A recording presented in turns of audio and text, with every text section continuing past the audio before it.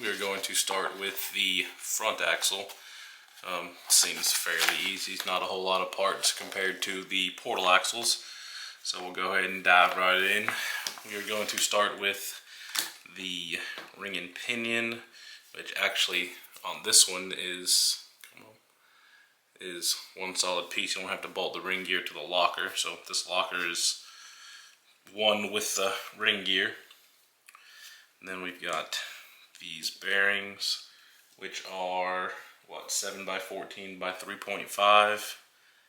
We've got these carriers, the differential, and we've also got 4 screws.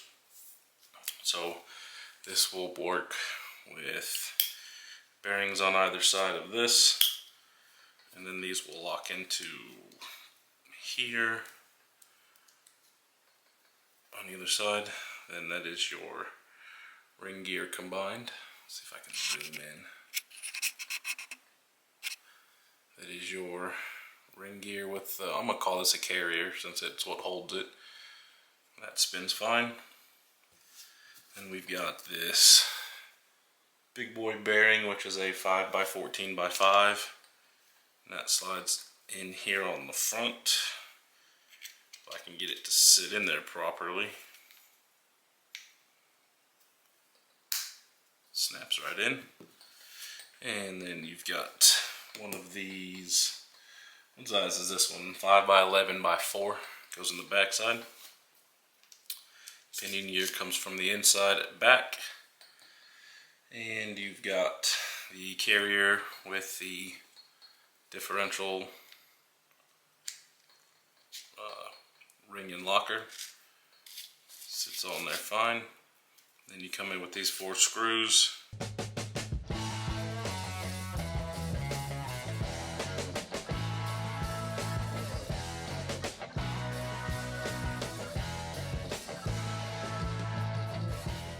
Okay.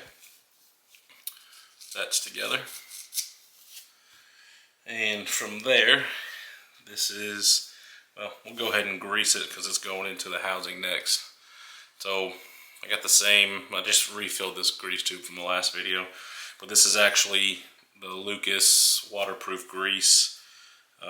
We'll see if it's better than the white stuff, because after taking the other one out into the water, it got all up in the differential and the grease kind of deteriorated. So hopefully this will hold up better and keep everything from rusting. Which y'all will see a video of the other VS4-10 in action here soon. And we'll spin this around, make sure everything gets good and coated. Okay. Then you've got this groove here on this side, which is where your ring gear will sit. So this will slide in just like so. Come back with these other 4 screws.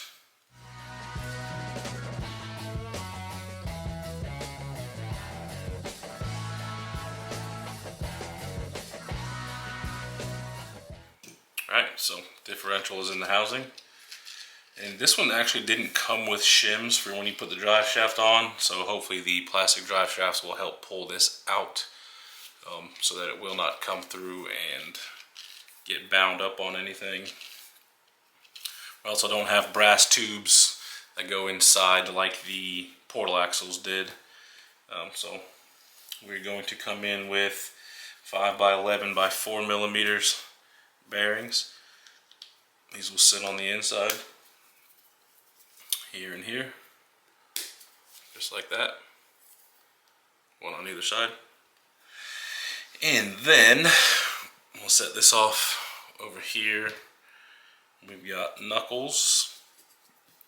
The inside of the knuckle will get this larger 10 by 15 by 4 millimeter in here. Pop that one in and pop this one in. And we'll see how good the steering angle is once we get it all put together with these stoppers that only let it go so far.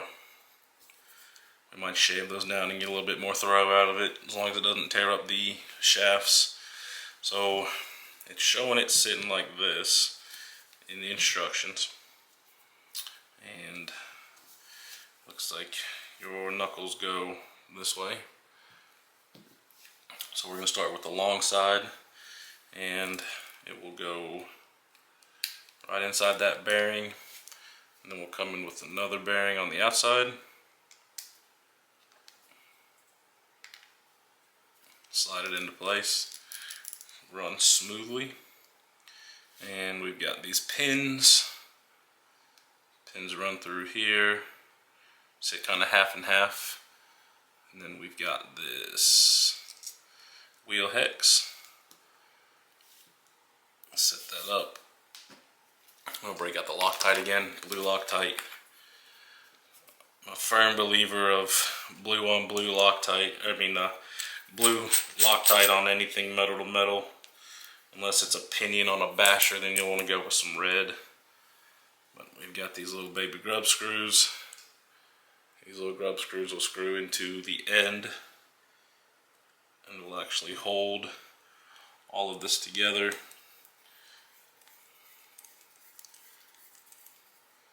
Doesn't have to be stupid tight, just tight enough. Alright, there's that one. And we'll repeat on the opposite side. You got the little stubby shaft on this side. That sits in there. And come in with this pin.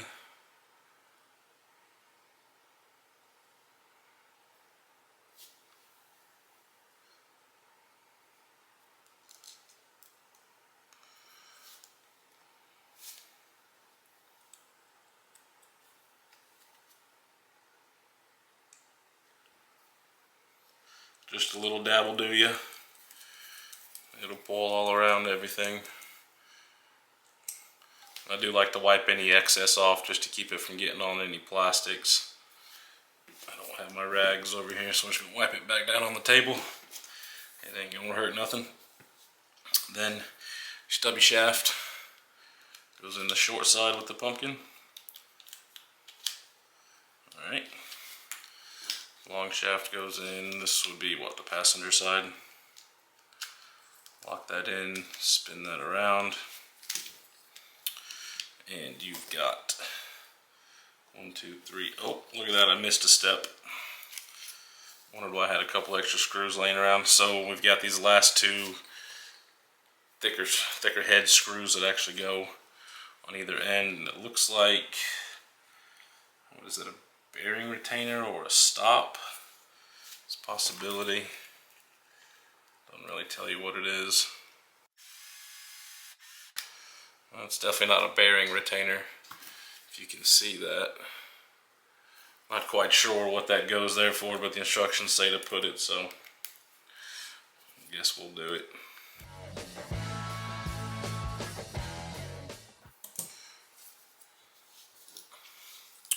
Now we'll go back with the axle shafts. And what you'll do, if it doesn't slide directly into it right off the rip, you just kind of wiggle it around until it slides into the open ends on either end of the locker. And then we've got these 4 screws here that go on the top and the bottom, and they'll keep these from pulling and make everything pivot. So let's go ahead and get these in. Last, we got these 4 screws with the shoulders on them. Pop these in top and bottom of the knuckles, and it will hold everything together.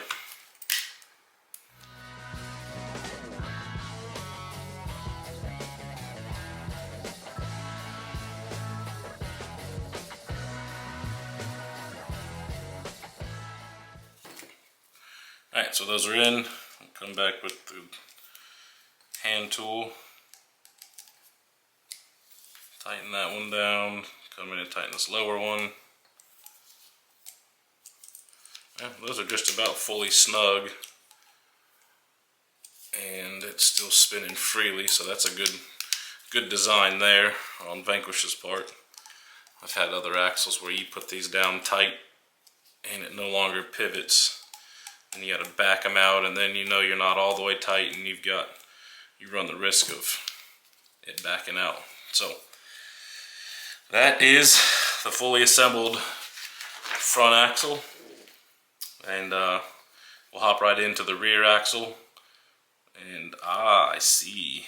So now after looking at it, if it'll focus, that screw on the back actually helps you from, when you're turning one way, it will actually stop on this knuckle here. So I guess if you were to take that out, you could probably get a further turning radius or turning degree. But once we get it all put together and put some electronics to it, then we'll see how it goes from there. So let's do the rear now. Alright, so we got the rear axle open now. This is bag B. First looks, plastic axle housing. It's going to be doing pretty good. Now you've still got the hole here for the differential fill scale look, but unfortunately it only comes with a little plastic plug that just snaps in. That's all it is. You can buy the red ones from Vanquish. I think they're like, I don't know, $5-6 maybe. So if you ever wanted to go with the scale look, you could definitely get one of those.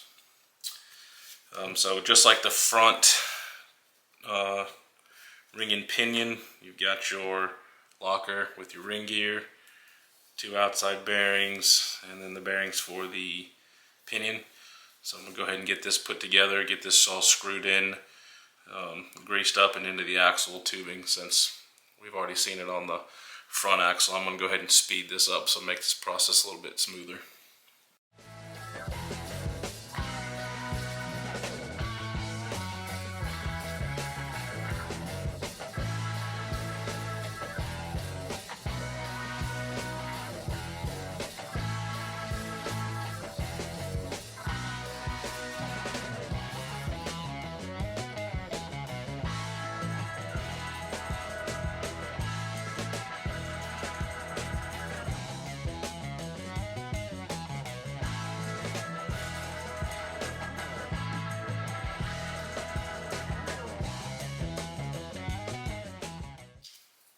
Greased up, good to go. We've got what looks like the axle shaft, and then a bearing, and then this cup, and that will all slide into here. And again, spin it till it sits down into the locker. And then you've got these small screws.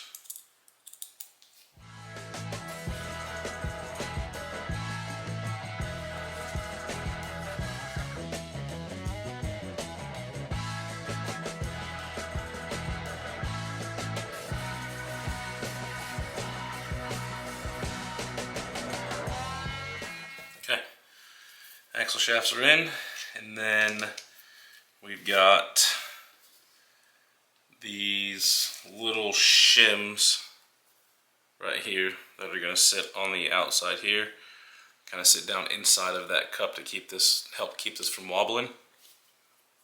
And then you've got your pin, your wheel hex, and then grub screw with some Loctite. So we'll go ahead and get this together.